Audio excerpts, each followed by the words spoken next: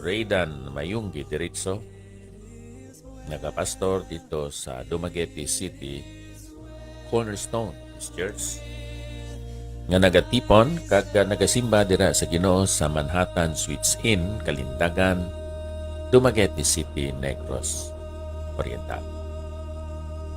Usa kon ara ikaw abyan sa Dumaguete City, amon ikaw ginaagda sa pagpakig-ubod sa amon.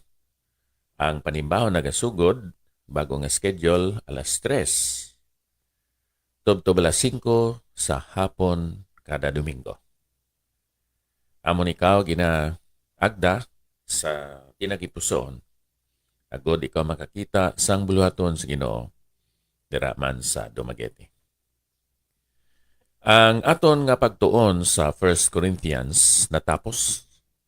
Kakaron diri naman kita sa 2 Corinthians. May apat ka mga bersikulo ang akon pasahon nga nagasiling sa 1 Corinthians chapter 1. Si Pablo pinadala ni Hesukristo sa kabuton sang Dios, kag si Timoteo nga aton utod sa iglesia sang Dios nga yara sa Corinto, kaupod sang tanan nga balaan nga yara sa bugos nga Akaya. Ang bugay sa inyo, kag pagidait nga gikan sa Dios nga aton amay kag kay Ginoong Hesukristo. Adayawan ang Dios kag amay sang aton Ginoong Hesukristo. Ang amay sa mga kaluoy kag ang Dios sang tanan kapaglipay. Nga nagalipay sa aton sa tanan naton nga kapipitan, agod nga lipay kita sa ila nga yara sa bisan anong kapipitan, agi sa paglipay nga ginlipay sang Dios sa aton. Kabayang Ginoo abyan, magadugang sang espirituhanon nga mga pagpakamayo sa aton nga pagtuon sa sini nga bahin sang balaan kasulatan. Sa aton nga pagtuon sa 1 Corinthians abyan, aton nakita nga si Apostol Pablo nagapahayag gid sang iya nga gugma kag kabalaka. Kag agud nga ma-realize niya ang iya mataas nga tinutuyok para sa mga Kristohanon dito sa Corinto. Sa mga nagatuon sang balaan kasulatan, naghambal si Apostol Pablo nga siya nagsulat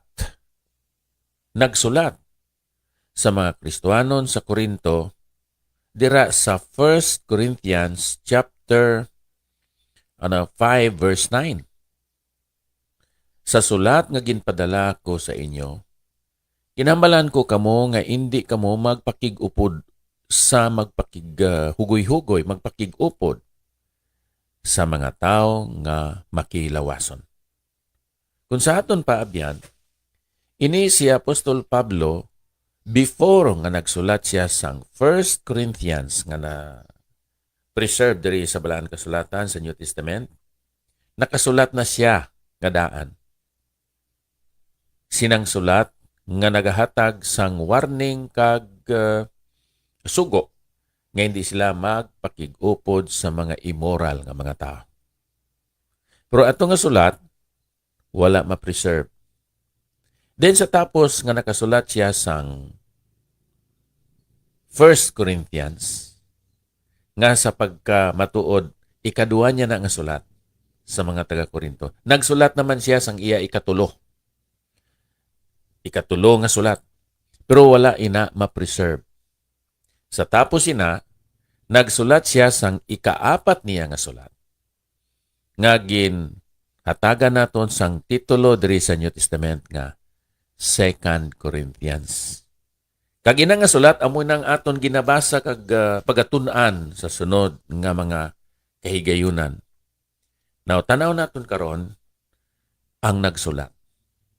Si Pablo pinadala ni Hesukristo sa kabuton sang Dios, kag si Timoteo nga aton utod.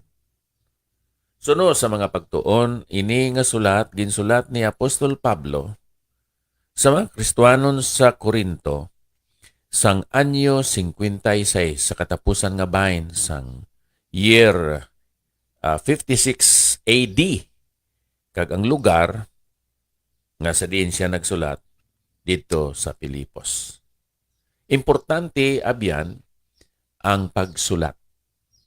Sa aton moderno nga pagpangabuhi karon, kita nagasulat, nagapahayag sang aton minsay, sang aton mga tinutuyo pinaagi sa texting gamit ang cellphone, pinaagi sa email, pinaagi sa messenger kag iban pa nga mga platforms of communication.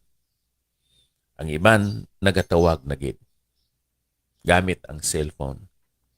So si Pablo nag-enhance sa iya nga ministry, sa iya pag-alagad, sa iya connection, communication, and correspondence with fellow believers, particularly karon diri sa 2 Corinthians, pinaagi sa iya nga pagsulat. Kabay pa kuntani nga aton palig-unon ang aton friendship, ang aton brotherhood, subo nga mga Kristohanon.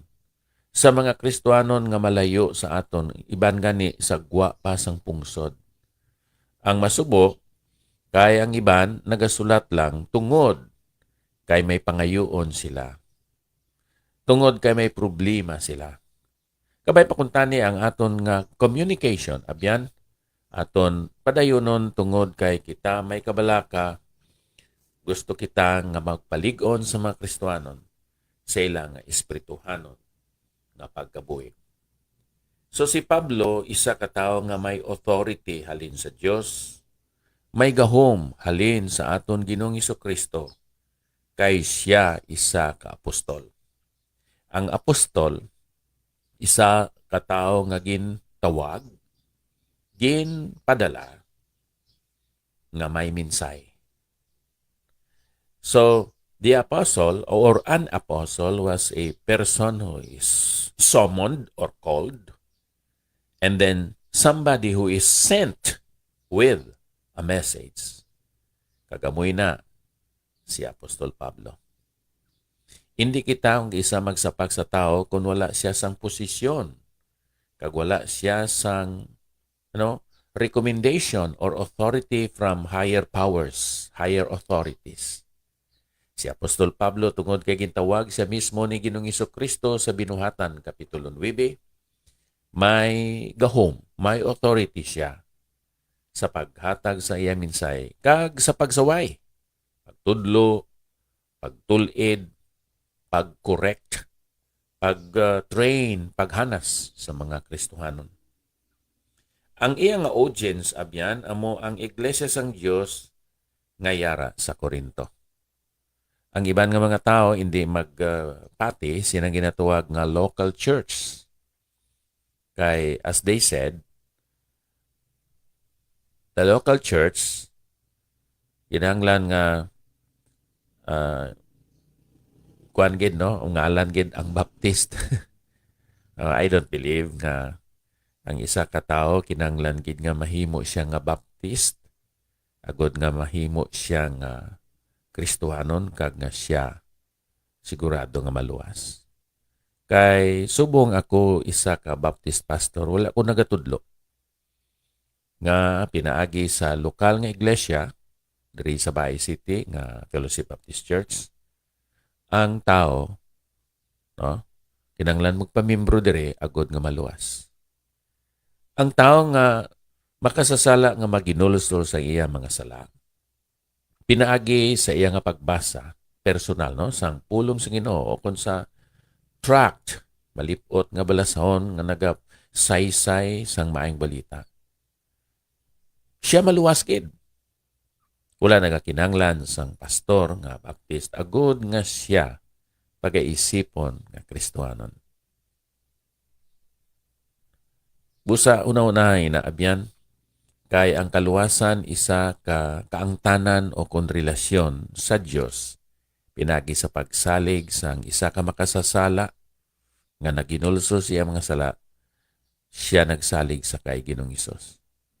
Now, ang iglesia dito sa Corinto isa ka salawayon, generally speaking, backsliding church. It was a church that was full of problems, moral, so may immorality. Spiritual, may rebellion. No? Social, may pag-ilinaway, divisions and quarrels. Bawa kadamo gid sang ila mga sala kag problema. Pero sa gihapon gintawag sila nga iglesia sang Dios. And then hindi lang nga dito sa Corinto kundi bisan pa sa mga balaan dito sa Akaya. Ano ang Akaya? Kaangay sa aton nga pungsod may mga probinsya. Pilipinas may Negros Occidental, may Negros Oriental, kag iban pa nga mga probinsya. Ang Greece, isa ka pungsod.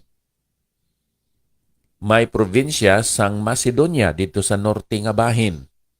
Kag dito nahamtang ang tatlo ka mga simbahan o iglesia kangay sang Pilipos, Berea, kag Thessalonica.